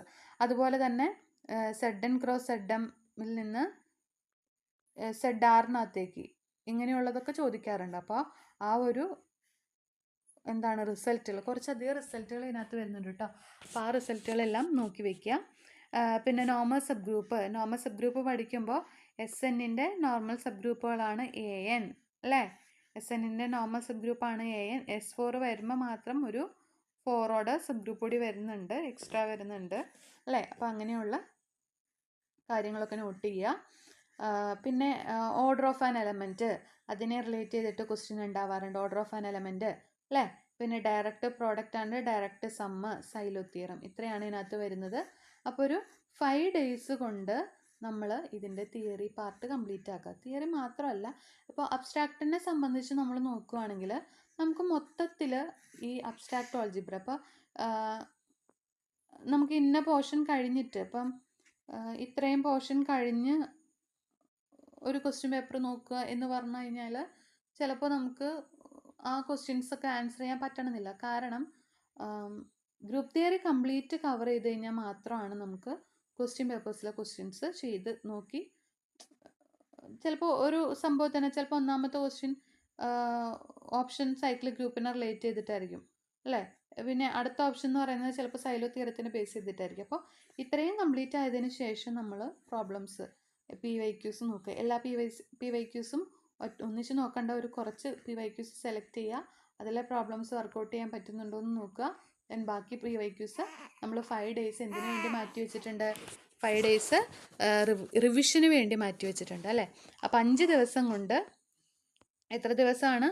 ഒരു 5 days കൊണ്ട് നമ്മൾ ഇത്രയും പോർഷൻസ് കവർ ചെയ്യുക. ഒരു 5 PYQs വേണമെങ്കിൽ എടുത്തോളൂ. 5 PYQs എടുക്കുക. 5 PYQs എടുക്കുക. ഒരു 10-13 ക്വസ്റ്റ്യൻസ് ആണ് എന്തിൽ നിന്ന് വരുന്നത്? ടോട്ടലി ഒരു 15 ക്വസ്റ്റ്യൻ അടുത്തോളം അബ്സ്ട്രാക്റ്റ് ആൾജിബ്രയിൽ നിന്ന് വരുന്നുണ്ട്. പക്ഷെ നമ്മളിവിടെ സെലക്ട് ചെയ്തിട്ടുള്ളത് എത്രയാണ്? ഗ്രൂപ്പ് തിയറി മാത്രമാണ് നമ്മളിപ്പോൾ സെലക്ട് ചെയ്തിട്ടുള്ളത് അല്ലേ. അപ്പോൾ ആ ഗ്രൂപ്പ് തിയറി ഇത്ര സെലക്ട് ചെയ്തുകൊണ്ട് തന്നെ നമുക്ക് ഇതിൽ നിന്ന് 13 ക്വസ്റ്റ്യൻസ് ഒന്നും PYQസിൽ ഗ്രൂപ്പ് തിയറിയിൽ നിന്ന് മാത്രം വരുന്നില്ല അല്ല, ഒരു 7 ക്വസ്റ്റ്യൻസ് ഒക്കെ നമുക്ക് പ്രതീക്ഷിക്കാം. അപ്പോൾ ഒരു 5 PYQയോ അല്ലെങ്കിൽ 6 PYQയോ എടുത്തിട്ട് ഇത്രയും പോർഷൻസ് പഠിച്ചു കഴിഞ്ഞതിന് ശേഷം അതിൽ PYQs തന്നെ ചെയ്യാൻ പറ്റുന്നുണ്ടോ എന്നൊന്ന് ട്രൈ ചെയ്ത് നോക്കുക കേട്ടോ. അപ്പോൾ മസ്റ്റായിട്ടും ഇതിലെ കൺസെപ്റ്റുകൾ തറവായി കഴിഞ്ഞാൽ മാത്രമേ അബ്സ്ട്രാക്റ്റ് ആൾജിബ്രയിലെ പ്രോബ്ലംസ് നിങ്ങൾക്ക് ചെയ്യാൻ പറ്റുള്ളൂ. ഓക്കെ, ഇനി ഈ ഒരു ഗ്രൂപ്പിനെ കുറിച്ച് പറയുകയാണെങ്കിൽ എപ്പോഴും ഞാൻ പറഞ്ഞു, കുറച്ച് നെയിംഡ് ഗ്രൂപ്പ് പറഞ്ഞു അല്ലേ. ഏതൊക്കെയാണ്? ZN പറഞ്ഞു, അതുപോലെ തന്നെ ക്ലെയിൻ ഫോർ ഗ്രൂപ്പ് പറഞ്ഞു, SN പറഞ്ഞു, പിന്നെ അതുപോലെ തന്നെ Q8 എന്ന് പറയുന്ന ഗ്രൂപ്പുകളൊക്കെ ഉണ്ട്. അപ്പോൾ ഈ ഗ്രൂപ്പുകളുടെ പ്രോപ്പർട്ടീസ് എല്ലാം പഠിച്ചു വയ്ക്കുക. ഇതിനകത്ത് തന്നെ ഇഷ്ടംപോലെ നമുക്ക് പഠിക്കാനുണ്ട്. നമ്പർ ഓഫ് എലമെൻറ്റ്സ് എത്രയാണ്, അതുപോലെ തന്നെ സൈക്ലിക് ഗ്രൂപ്പാണോ അബീലിയൻ ഗ്രൂപ്പാണോ, ഒരു എലമെൻറ്റിൻ്റെ ഓർഡർ എങ്ങനെ കണ്ടുപിടിക്കാം, അതുപോലെ തന്നെ ഇന്ന ഓർഡറിലുള്ള എത്ര എലമെൻറ്റ്സ് സെഡനിലുണ്ട്, അങ്ങനെയുള്ള കാര്യങ്ങളൊക്കെ ചോദിക്കാറുണ്ട്. അപ്പോൾ ഈ സെഡൻ പഠിച്ചാൽ തന്നെ ഇഷ്ടംപോലെ റിസൾട്ടുകൾ നമുക്ക് കിട്ടും. അപ്പോൾ അതൊക്കെ സെപ്പറേറ്റ് ആയിട്ട് നോട്ട് ചെയ്ത് വയ്ക്കുക. ഇനി നമുക്ക് അടുത്തത് ഇതിനൊരു 5 ഡേയ്സ് റിംഗ് തിയറിയിലേക്ക് കിടക്കാണ്. 5 ഡേയ്സ് റിംഗ് തിയറിക്ക് കവർ ചെയ്യാനായിട്ട് കൊടുക്കുക. റിങ്ങും ഫീൽഡും ഒന്നിച്ച് പഠിക്കാവുന്നതേ ഉള്ളൂ. ആക്ച്വലി ഒരു 10 ഡേയ്സിൻ്റെ ആവശ്യം അതില്ല. ഈ രണ്ടും കൂടി കവർ ചെയ്യാൻ, റിങ്ങും ഫീൽഡും കവർ ചെയ്യാനായിട്ട് 10 ഡേയ്സിൻ്റെ ആവശ്യം ആക്ച്വലി ഇല്ല കേട്ടോ. എന്നാലും അങ്ങനെ കിടക്കട്ടെ. ഇനി ring of integers, ring of polynomials, ring of integers modulo n, പിന്നെ അടുത്ത് എന്താണ് finite ring, commutative and non commutative ring, ideals, maximal ideals, quotient rings, homomorphisms, isomorphic images, quotients, zero divisors, integral domain, Euclidean domains, units, associates, primes in ring, group of rings. Okay, അപ്പോൾ ഇത്രയാണ് ആ മൊഡ്യൂളിൽ വരുന്നത്. അപ്പോൾ ഇവിടെ നമുക്ക് ഇതിനകത്ത് പറഞ്ഞിരിക്കുന്നതിൽ ring ആണോ അല്ലയോ എന്നതിനെ കുറിച്ചിട്ട് ചിലപ്പോൾ ക്വസ്റ്റ്യൻസ് ചിലപ്പോൾ ഉണ്ടായിരിക്കില്ല, ഇനി അല്ലെങ്കിൽ നല്ല ഇതുവരെ അങ്ങനെ കണ്ടിട്ടില്ല. പിന്നെ ഫൈനൈറ്റ് റിങ്ങിനെ ബേസ് ചെയ്തിട്ട് ക്വസ്റ്റ്യൻസ് കണ്ടിട്ടുണ്ട്. കമ്മ്യൂട്ടേറ്റീവ് നോൺ കമ്മ്യൂട്ടേറ്റീവ് റിങ്ങിനും എക്സാമ്പിൾസ് പഠിക്കണം. Ideals, maximal ideals, prime ideals, അതുപോലെ തന്നെ കോഷ്യൻ്റ്, ഹോമോമോർഫിസം കണ്ടുപിടിക്കാനുള്ള ഫോർമുല, പിന്നെ വളരെ ഇമ്പോർട്ടൻ്റ് ആണ് zero divisors, integral domains, Euclidean domain, units, associate, അങ്ങനെയുള്ളത്. പിന്നെ ഇതിനകത്ത് തന്നെ വരുന്നതാണ് നമ്മുടെ ഇറെഡ്യൂസിബിലിറ്റി എന്ന് പറയുന്ന സംഭവം വരുന്നുണ്ട്. അത് അടുത്തതിലും വരുന്നുണ്ട്. അതുകൂടി നമുക്കൊന്ന് പറയാം. അപ്പോൾ 5 ഡേയ്സ് ഇതിനു വേണ്ടി മാറ്റി വയ്ക്കുക. ഈ 2 മൊഡ്യൂൾസും കഴിഞ്ഞതിന് ശേഷം മാത്രം PYQs കവർ ചെയ്താൽ മാത്രം മതി കേട്ടോ. അപ്പം നമ്മൾ ഇവിടെ ഒരു മാറ്റി വയ്ക്കാൻ പറഞ്ഞ ഒരു 5 PYQs ഉണ്ടല്ലോ. അപ്പോൾ field of rational numbers, real numbers and complex numbers, പിന്നെ integer modulo a prime number, finite field, finite integral domains, irreducibility. ഇത് വളരെ ഇമ്പോർട്ടൻ്റ് ആണ്, ഇറെഡ്യൂസിബിലിറ്റി. അതുപോലെ തന്നെ ഫൈനൈറ്റ് ഫീൽഡിൻ്റെ പോസിബിൾ ആയിട്ടുള്ള ഓർഡേഴ്സിനെ റിലേറ്റ് ചെയ്തിട്ടുള്ള ക്വസ്റ്റ്യൻസ് കാണാറുണ്ട്. ഫൈനൈറ്റ് ഫീൽഡ് വളരെ ഇമ്പോർട്ടൻ്റ് ആണ്. അതുപോലെ തന്നെ ഡിഗ്രി ഓഫ് എക്സ്റ്റൻഷൻ, അതും ഇമ്പോർട്ടൻ്റ് ആണ്. ഓക്കെ, പിന്നെ സ്പ്ലിറ്റിംഗ് ഫീൽഡ്. ഇത്രയൊക്കെ മതി. ഇത് ഇൻ കേസ് പഠിച്ചില്ല എന്ന് വെച്ച് കഴിഞ്ഞാൽ, അതായത് group of automorphisms and fixed fields പഠിച്ചില്ല എന്ന് വെച്ച് കഴിഞ്ഞാലും കുഴപ്പമൊന്നുമില്ല. നമുക്ക് ബാക്കിയുള്ള കൺസെപ്റ്റുകളെല്ലാം അറിഞ്ഞിരിക്കുക. അപ്പോൾ ഇത്രയും കഴിഞ്ഞതിന് ശേഷം ഈ 2ഉം 3ഉം മൊഡ്യൂൾസ് ഒന്നിച്ച് പഠിച്ചതിന് ശേഷം PYQs ട്രൈ ചെയ്താൽ മതി കേട്ടോ. ഓക്കെ, അപ്പം നമ്മൾ ഒരു 15 ഡേയ്സ് നമ്മുടെ കഴിഞ്ഞു. ദെൻ 15 ഡേയ്സിൽ നമ്മൾ എന്തൊക്കെ ചെയ്തു? കൺസെപ്റ്റുകളെല്ലാം തറവാക്കി അല്ലേ. കുറച്ച് ക്വസ്റ്റ്യൻസും ഒരു 5 വർഷത്തെ 5 PYQs എടുത്തിട്ട് അതും നമ്മൾ ട്രൈ ചെയ്ത് നോക്കി. ദെൻ ബാലൻസ് നമുക്കൊരു 5 ഡേയ്സ് കയ്യിലുണ്ട്. 5 ഡേയ്സിൽ എന്ത് ചെയ്യണം? ബാക്കി ഒരു ലേറ്റസ്റ്റ് PYQs 2025, 24, 23, 22 ഓരോന്നിലും ഈ 2 എണ്ണം വീതം ഉണ്ടല്ലോ. ഈ 2 എണ്ണം വീതം ഉണ്ട് അല്ലേ. അപ്പോൾ ബാക്കി 5 ഡേയ്സ് ഇതിലെ പ്രോബ്ലംസ് ട്രൈ ചെയ്ത് നോക്കുക. ഒരു 10-13 പ്രോബ്ലംസ് ആയിരിക്കും ഉണ്ടായിരിക്കുക. 13 അല്ലെങ്കിൽ 15 പ്രോബ്ലംസ് ആയിരിക്കും ഉണ്ടായിരിക്കുക കേട്ടോ. അപ്പോൾ ഈ രീതിയിൽ അബ്സ്ട്രാക്റ്റ് ആൾജിബ്ര കവർ ചെയ്ത് കഴിഞ്ഞാൽ തന്നെ നമുക്കൊരു 10 ക്വസ്റ്റ്യൻസ്, എല്ലാ ക്വസ്റ്റ്യൻസും ഈസി ആയിരിക്കും എന്ന് ഞാൻ പറയുന്നില്ല. ഡിഫിക്കൽട്ട് ആയിട്ടുള്ള പ്രോബ്ലംസും ഉണ്ടാകാറുണ്ട്. ഓക്കെ, അപ്പോൾ ഒരു 10 പ്രോബ്ലംസ് നമുക്ക് മസ്റ്റായിട്ടും ഇതിൽ നിന്ന് കിട്ടും. ഇപ്പം ഗ്രൂപ്പ് തിയറിയിൽ തന്നെ ഞാൻ വീണ്ടും റിപ്പീറ്റ് ചെയ്ത് പറയുകയാണ്, സെഡിനെ റിലേറ്റ് ചെയ്തിട്ടുള്ള പ്രോബ്ലംസ് കാണിച്ചു തരാം കേട്ടോ. ഓക്കെ, അപ്പോൾ ഒന്നുകൂടി ക്ലിയർ ആയിക്കോളും. ഇനി റെഫർ ചെയ്യാൻ പറ്റിയ ടെക്സ്റ്റുകളുടെ പേരും ഓതറിൻ്റെ പേരും ഒക്കെ ഇവിടെ കൊടുത്തിട്ടുണ്ട്. അബ്സ്ട്രാക്റ്റ് ആൾജിബ്രയുടെ റെഫറൻസ് ബുക്കുകൾ, A first course in abstract algebra, അതുപോലെ തന്നെ അബ്സ്ട്രാക്റ്റ് ആൾജിബ്ര ഓതേഴ്സിൻ്റെ പേരും കൊടുത്തിട്ടുണ്ട്. കണ്ടംപററി അബ്സ്ട്രാക്റ്റ് ആൾജിബ്ര, ഇതിൽ മെയിനായിട്ടും നമ്മൾ റെഫർ ചെയ്യുന്നത് ഈ 2 പേപ്പേഴ്സുമാണ് കേട്ടോ. ഇനി നമുക്ക് വന്നിട്ടുള്ള കുറച്ച് ക്വസ്റ്റ്യൻസ് ഒന്ന് പരിചയപ്പെടാം. ഫുള്ള് പറയുന്നില്ല, ജസ്റ്റ് ഒന്ന് നിങ്ങളെ പറഞ്ഞു തരാം എങ്ങനെയാണെന്നുള്ളത്. GBA, G is equal to cyclic group generated by ഒരു element A. Group of order 60 ആണ്. How many generators? അപ്പോൾ ഇവിടെ സൈക്ലിക് ഗ്രൂപ്പ് ഓഫ് ഓർഡർ 60 ആണ്. ഇപ്പോൾ ഒരു ഫൈനൈറ്റ് ഗ്രൂപ്പാണിത് അല്ലേ. ഫൈനൈറ്റ് ഗ്രൂപ്പ് ഓഫ് ഓർഡർ 60, അത് സൈക്ലിക് ആണെങ്കിൽ അത് Z60 ആയിരിക്കും. ഇവിടെ വേണ്ടത് Z60യുടെ എത്ര ജനറേറ്റേഴ്സ്. അപ്പോൾ ജനറേറ്റേഴ്സ് കണ്ടുപിടിക്കാനുള്ള ഫോർമുല, അതിന് ഫോർമുലയൊക്കെ ഉണ്ട്, അത് പഠിക്കുക. അതുപോലെ തന്നെ യൂണിറ്റ്സ് കണ്ടുപിടിക്കാനുള്ളത്, ഈ നമ്പർ ഓഫ് യൂണിറ്റ്സും ZNലെ നമ്പർ ഓഫ് യൂണിറ്റ്സും നമ്പർ ഓഫ് ജനറേറ്റേഴ്സും സെയിം തന്നെയാണ്. പിന്നെ ക്യാരക്ടറിസ്റ്റിക്സ് എന്ന് പറയുന്ന കൺസെപ്റ്റ്, ഇപ്പോൾ റിങ്ങിലേക്ക് വരുമ്പോൾ ക്യാരക്ടറിസ്റ്റിക്സ് എന്ന് പറയുന്ന കൺസെപ്റ്റ്. പിന്നെ ഇതിൻ്റെ സൊല്യൂഷൻ, ഈ സൊല്യൂഷൻ കണ്ടുപിടിക്കാനായിട്ട് ഈ ഓപ്ഷൻസിൽ നിന്ന് ഇതിനകത്തേക്ക് പോയേച്ചാൽ മതി. ഓക്കെ, ഇത് റിമൈൻഡർ കണ്ടുപിടിക്കാനുള്ള പ്രോബ്ലം, അത് വേറെ മൊഡ്യൂളിൽ നമ്മുടെ നമ്പർ തിയറിയിൽ വരുന്നൊരു പ്രോബ്ലമാണ് കേട്ടോ, റിമൈൻഡർ കണ്ടുപിടിക്കുക എന്നുള്ളത്. ഓക്കെ, അടുത്തത് 20ാമത്തെ സൈലോ തിയറത്തിനെ ബേസ് ചെയ്തിട്ടുള്ളൊരു ക്വസ്റ്റ്യൻ വന്നിട്ടുണ്ട്. അപ്പോൾ ഈ ക്വസ്റ്റ്യൻ വായിക്കുമ്പോൾ ശ്രദ്ധിക്കുക, A silo 3 sub group of order 12 has order. ഇവിടെ സൈലോ 3 സബ് ഗ്രൂപ്പിൻ്റെ ഓർഡറാണ് ചോദിച്ചിട്ടുള്ളത്. അപ്പോൾ അത് വളരെ സിമ്പിളാണ്. 12 ആയതുകൊണ്ട് 12നെ നമുക്ക് 2² × 3 എന്ന് എഴുതാം. സൈലോ 3 സബ് ഗ്രൂപ്പാണ്, അതിൻ്റെ ഓർഡർ എന്താണ്? 3 തന്നെയാണ്. ഓക്കെ, അപ്പോൾ സിമ്പിളായിട്ടുള്ള ക്വസ്റ്റ്യൻസ് ഉണ്ട് കേട്ടോ. ഇനി അടുത്തത്, the number of elements of order 40 in A cyclic group of order 200. അപ്പോൾ സൈക്ലിക് ഗ്രൂപ്പ് ഓഫ് ഓർഡർ 200, അതായത് ഫൈനൈറ്റ് സൈക്ലിക് ഗ്രൂപ്പാണ്.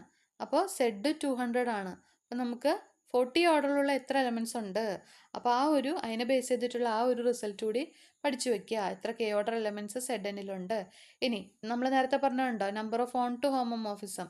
നമ്പർ ഓഫ് ഹോമോമോർഫിസം കണ്ടുപിടിക്കാനും number of onto homomorphism കണ്ടുപിടിക്കാനും റിസൾട്ടുകളുണ്ട്, അത് നോക്കുക. അതുപോലെ തന്നെ അബീലിയൻ ഗ്രൂപ്പിനെ ബേസ് ചെയ്തിട്ടുള്ളത് കണ്ടോ, എത്ര അബീലിയൻ ഗ്രൂപ്പുകളുണ്ട്, അതിനെ ബേസ് ചെയ്തിട്ടുള്ള റിസൾട്ട് ഉണ്ട്. ഇതൊക്കെ റിസൾട്ട് പഠിച്ചാൽ മതി കേട്ടോ. ഇനി ഐഡിയൽസ് ആണോ മാക്സിമം, ഇത് കുറച്ച് ഡിഫിക്കൽട്ടായിട്ട് നമുക്ക് തോന്നും. അതുപോലെ തന്നെ ഇതിനും യൂണിക് ഫാക്ടറൈസേഷൻ ഡൊമൈൻ ആവോ, ഇതിനൊക്കെ റിലേറ്റ് ചെയ്തിട്ട് Z√-D ബേസ് ചെയ്തിട്ട് കുറച്ച് റിസൾട്ടുകളുണ്ട്. ഏതൊക്കെയാണ് യൂണിക് ഫാക്ടറൈസേഷൻ ഡൊമൈൻ ആവുക, PID ആവുക, അതൊക്കെ റിലേറ്റ് ചെയ്തിട്ടുള്ള. പിന്നെ സ്പ്ലിറ്റിംഗ് ഫീൽഡ് കണ്ടുപിടിക്കാനുള്ളത്. സ്പ്ലിറ്റിംഗ് ഫീൽഡ് കണ്ടുപിടിക്കാനുള്ള കുറച്ച് എക്സ്ട്രാ അധികം പ്രോബ്ലംസ് നിങ്ങൾ ചെയ്തു നോക്കണം. അപ്പോൾ ഈസി ആയിക്കോളൂ കേട്ടോ അത് കണ്ടുപിടിക്കാനായിട്ട്. ഓക്കെ, ഇനി അടുത്തത് നമ്മൾ അടുത്ത യൂണിറ്റിലേക്ക് കടക്കുകയാണ്.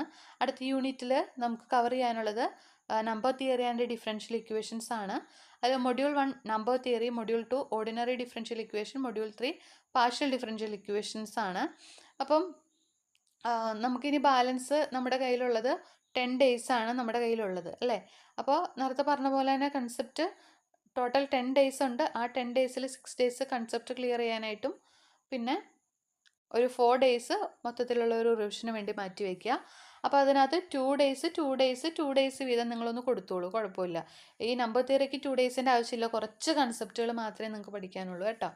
ഓക്കെ, അപ്പോൾ അതിനകത്ത് വരുന്നത് നമ്പർ തിയറിയിൽ വരുന്നത് പ്രിൻസിപ്പിൾ ഓഫ് മാത്തമാറ്റിക്കൽ ഇൻഡക്ഷൻ ആണ്. അത് ഓൾറെഡി നിങ്ങൾ പഠിക്കുന്നതാണ് ഫണ്ടമെൻ്റൽസിലൊക്കെ. പിന്നെ മെയിനായിട്ടും ഇതിനകത്ത് അറിഞ്ഞിരിക്കേണ്ടത് GCDയും LCMും കണ്ടുപിടിക്കാൻ ഷോർട്ട് കട്ട് ഉണ്ട്, അതറിയാം. ഓയിലോ ടോർഷൻ ഫംഗ്ഷൻ, അത് വളരെ ഇമ്പോർട്ടൻ്റ് ആണ്. കോൺഗ്രുവൻസ്, അതും ഇമ്പോർട്ടൻ്റ് ആണ്. Chinese reminder theorem, Fermat's theorem, Wilson's theorem, ഇതൊക്കെ ഇമ്പോർട്ടൻ്റ് ആണ്. അപ്പോൾ ആകെ ജസ്റ്റ് നിങ്ങൾക്ക് നോക്കേണ്ടത് ഇത്ര മാത്രമേ ഉള്ളൂ. ഇതിനകത്ത് 2 ദിവസം ആവശ്യമൊന്നുമില്ല ആക്ച്വലി. കണ്ടോ, ഈ പറഞ്ഞ ആൾക്കാരെ ഇത്രയും നോക്കി വെച്ചാൽ മതി. GCD, LCM, അതുപോലെ തന്നെ ഓയിലോ torsion function, congruence, Chinese reminder theorem, Fermat's little theorem, Wilson's theorem. Okay, ഇനി അടുത്തത് ODEയിലേക്ക് കിടക്കുകയാണ്. ODE PDE. ODE PDEയിൽ ചോദിക്കുന്നത് ഡിഗ്രി, ഓർഡറും ഡിഗ്രിയും റിലേറ്റ് ചെയ്തിട്ടുള്ള ക്വസ്റ്റ്യൻസ് ഉണ്ട്.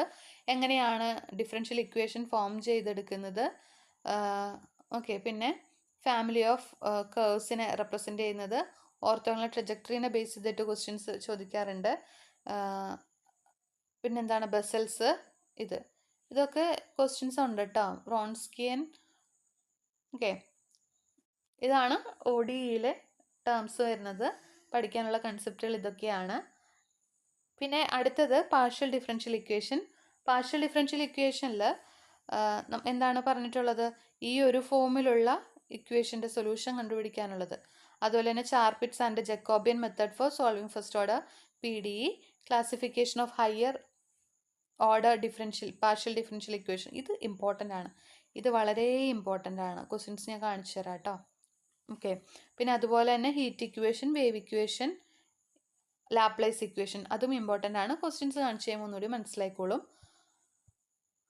ഇപ്പോൾ നമ്പർ തിയറിക്ക് റെഫർ ചെയ്യാൻ പറ്റിയ ടെക്സ്റ്റുകൾ ഇവിടെ കൊടുത്തിട്ടുണ്ട്. Elementary number theory and introduction to theory of numbers, elementary number theory and its applications, അത് യൂസ് ചെയ്യാം.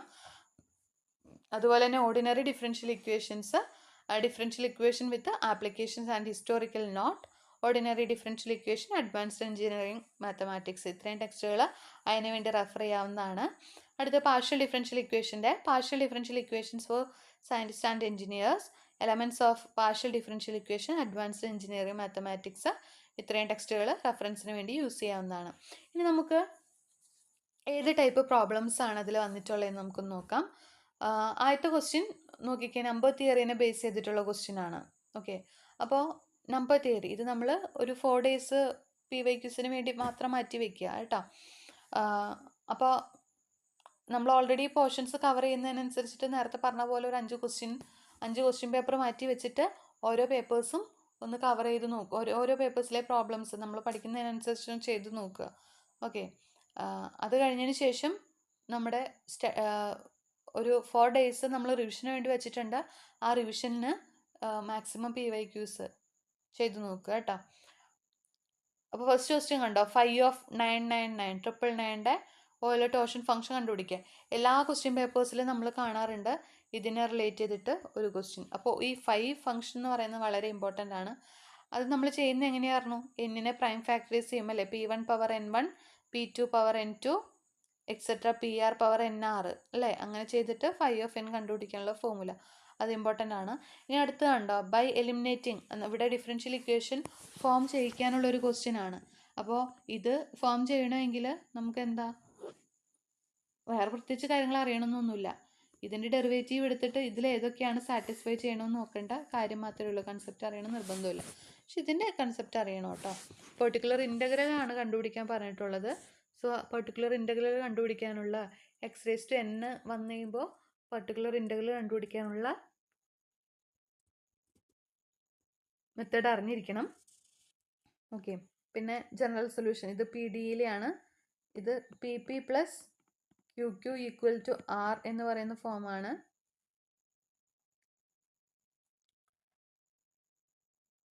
അപ്പോൾ അതിൻ്റെ മെത്തേഡ് അറിഞ്ഞിരിക്കുക. ഓർത്തോണൽ ട്രജക്ടറി കണ്ടുപിടിക്കാനുള്ള ക്വസ്റ്റ്യൻസ് ഉണ്ടാവാറുണ്ട്.